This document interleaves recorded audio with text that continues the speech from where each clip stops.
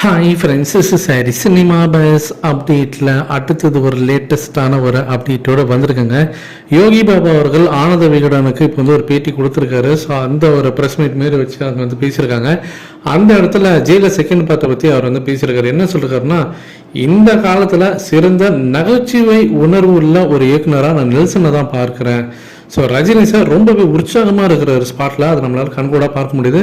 Rajini sir Nelson கிட்டத்தட்ட ஒரு சபதமே போட்டுட்டாராம் என்னை வச்சு. என்னன்னா, யோகி பாபு நம்ம விடக்கூடாது. முதல் பாகத்தில், அதாவது ஃபர்ஸ்ட் பார்ட்டில் அவர் என்னை வச்சு செஞ்சுட்டாரு, ஆனால் இந்த செகண்ட் பார்ட்டில் நான் அவரை வச்சு செய்ய போகிறேன் அப்படின்னு சொல்லிட்டு நகைச்சுவாக அவர் பேசி ஒரு சபதம் போட்டிருக்கதா நான் நெல்சன் மூலியமாக கேள்விப்பட்டேன். ஆனால் ரஜினி சார் நம்ம லேசப்பட்ட ஆளுன்னு விட்டுறக்கூடாதுங்க. எனக்கு அவரை பார்த்தா சில நேரத்தில் பயமாக இருக்கும். ஏன்னா என்ன கவுண்டர் கொடுத்தாலும் அதை அப்படியே அடிச்சு துவம்சம் பண்ணி அவர் பிரமாதமாக இன்னொன்று ஒரு கவுண்டர் கொடுத்துருவாரு. ஸோ அதனால தான் அவர் இன்னைக்கு வரைக்கும் சூப்பர் ஸ்டாராக இருக்கிறாரு அப்படின்ற மாதிரி ஒரு பேட்டி கொடுத்துருக்காரு. இது உண்மை அப்படின்னு சொல்ல. ஏன்னா ரஜினி சார் இன்னைக்கு வரைக்கும் சூப்பர் ஸ்டாராக இருக்காருன்னா அது ஜனங்களுடைய அந்த பல்ஸ் அவர் எப்போதுமே பார்த்துறாரு. இன்னைக்கு இருக்கக்கூடிய ரசிகர், இன்னைக்கு இருக்கக்கூடிய ஜென்ரேஷன் மக்கள், இன்னைக்கு இருக்கக்கூடிய அந்த கிட்ஸ் எல்லாம் எதை விரும்புறாங்க அதை பார்த்து தான் அவர் போவார்.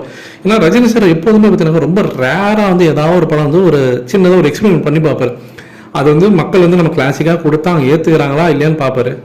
ஒவ்வொருத்தரையும் அவர் கிளாசிக்காக கொடுக்கும் போதெல்லாம் மக்கள் அதை பெருசாக ஏற்றிருக்க மாட்டாங்க, அதை ரிஜெக்ட் தான் பண்ணிருப்பாங்க. அதை நீங்கள் ரீசெண்டாக நீங்கள் லால் சலாம் கூட எடுத்துக்கலாம்.